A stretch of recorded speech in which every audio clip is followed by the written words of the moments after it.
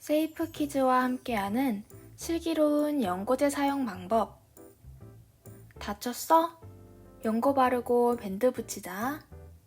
대부분의 사람들은 피부 질환이나 상처가 났을 때 약을 바르고 반창고를 붙입니다. 그러나 연고를 올바르게 사용하지 않으면 부작용이 생겨 상황을 더 악화시킬 수 있습니다. 연고와 반창고의 올바른 사용에 대하여 알아봅시다. 우리가 사용하는 연고의 종류는 다양합니다. 대표적으로 상처 부위의 세균 감염을 막기 위해 사용하는 항생제 연고, 곰팡이성 피부 질환에 사용하는 항진균제 연고, 피부염, 가려움증 등에 사용하는 스테로이드 연고 등이 있습니다.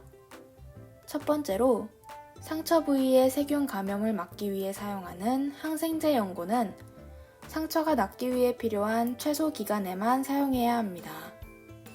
항생제를 반복적, 지속적으로 사용하면 비감수성균이 증식할 수 있기 때문입니다. 비감수성균은 항생제에 반응하지 않은 내성균으로 비감수성균이 증식하면 항생제를 사용하더라도 효과가 없고 상처가 치료되지 않습니다. 또 항생제 연고를 넓게 바르면 전신 독성을 유발하므로 상처 부위에만 발라주어야 합니다. 반면 무좀과 같이 곰팡이성 피부 질환에 사용하는 항진균제 연고제는 증상이 개선되었다고 바로 중지하면 안 됩니다. 치료 기간 동안에는 꾸준히 발라주어야 질환이 재발하지 않으며 질환이 있는 부위보다 더 넓게 바르는 것이 좋습니다. 습진, 피부염, 가려움증 등에 사용하는 스테로이드 연고제는 바른 후 바로 밴드를 붙이면 약물 흡수율이 높아져 부작용 발생 가능성이 높아집니다.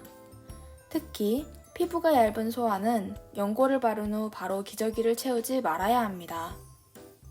또한 스테로이드 연고제는 증상이 개선되면 바로 사용을 중지해야 합니다. 장기간 사용하면 피부가 얇아지거나 혈관이 확장될 수 있고 심한 경우 성장 지연이 나타날 수 있기 때문입니다. 그렇다면 연고를 올바르게 사용하는 방법은 무엇일까요? 첫째, 눈 주위나 안과용으로 사용해서는 안 되며 특히 약이 묻은 손으로 눈을 비비지 않습니다. 둘째, 사용 후 피부 과민 반응이 나타나거나 증상이 심해지는 경우 즉시 의사나 약사와 상담합니다. 셋째, 어린이의 손에 닿지 않게 사용 설명서와 함께 보관하고 유효기간 및 개봉일자를 기재합니다. 넷째, 연고제를 바를 때에는 용기 입구 부분이 직접 피부에 닿지 않도록 합니다.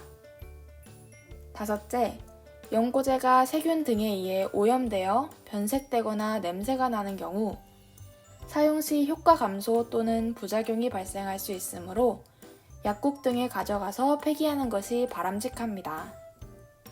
우리가 흔히 사용하는 연고제, 주의사항 숙지하고 슬기롭게 사용해요. 지금까지 세이프 키즈 코리아였습니다. 감사합니다.